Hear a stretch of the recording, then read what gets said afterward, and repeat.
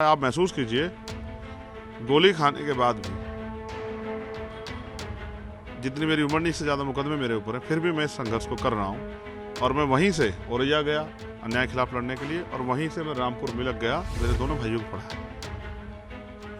कोई संघर्ष से सीखता है, कोई स्कूल के बाहर बैठ के सीखता है, कोई स्कूल बैठ के अंदर बैठ के भी सीखता है। लोकसभा चुनाव को लेकर उत्तर प्रदेश का सियासी पारा चढ़ा हुआ है। सियासी नेताओं के बीच बयानबाजी के साथ साथ मन बदलना भी शुरू हो चुका है। पिछले दिनों एक तरफ जहां जयंत ने अखिलेश से रास्ता क्लियर कर लिया था, तो वहीं भीम आर्मी के प्रमुख और आजाद समाज पार्टी के नेता चंद्रशेखर आजाद ने भी समाजवादी पार्टी के मुखिया अखिलेश यादव पर खूब बरसना शुरू कर दिया। लेकिन अब चंद्रशेखर आजाद ने कुछ ऐसा कह दिया जिससे उनकी चर्चा बेहद तेज हो गई। यूपी तक से बातचीत में उन्होंने बसपा सुप्रीमो मायावती को लेकर कहा कि उनका आशीर्वाद हमेशा से पिछले दरवाजे से आता रहा है। जैसे व्यक्ति की जरूरत है जो निडर होके सीबीआई, ईडी, इनकम टैक्स, झूठे मुकदमे, जेल की का डर ना रखता हो, निडर होके जो दलितों, पिछड़ों, आदिवासियों, मुसलमानों, किसानों की आवाज़ उठा सकता हो, महिलाओं के संरक्षण के लिए लड़ाई लड़ सकता हो, ऐसी भी जो है उनके अंदर इच्छा है। आप महसूस कीजिए, गोली खाने के बाद भी जितनी मेरी उम्र नहीं, इससे ज़्यादा मुकदमे मेरे ऊपर है, फिर भी मैं इस संघर्ष को कर रहा हूँ।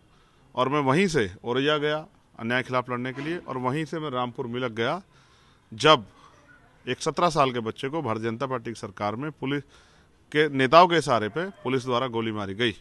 मुख्य प्रधानमंत्री जी बाबा साहब की बड़ी जय जयकार करते हैं, लेकिन वहीं बाबा साहब के बोर्ड के ऊपर गोली चलाने के आदेश देना, ना वो कोई क्रिमिनल थे, ना कोई आतंकवादी थे, उसी गांव के रहने वाले, और गांव की सर्वसम्मति से बोर्ड लगा था, फिर भी नेताओं के इशारे पे माहौल बिगाड़ने के लिए पुलिस ने कार्रवाई की।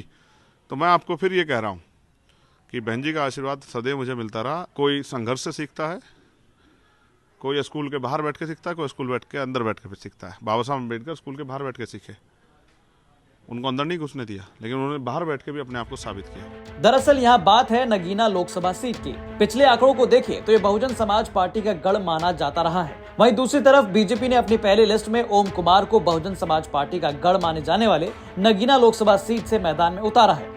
ये वही सीट है जहां से चंद्रशेखर आजाद भी मैदान में उतरना चाहते हैं। आपको बता दें कि 2014 में हुए लोकसभा चुनाव में यहां से बीजेपी के डॉक्टर यशवंत सिंह और 2019 के हुए चुनाव में बहुजन समाज पार्टी से गिरीश चंद्र जीते थे। अब देखना होगा कि क्या वाकई बसपा अपने गढ़ में कैंडिडेट नहीं उतारकर चंद्रशेखर को आशीर्वाद देने वाली बात पर मुहर लगाती है, या चंद्रशेखर का ये दावा फेल होता नजर आता है। आपको क्या लगता है, हमें कमेंट करके जरूर बताएं।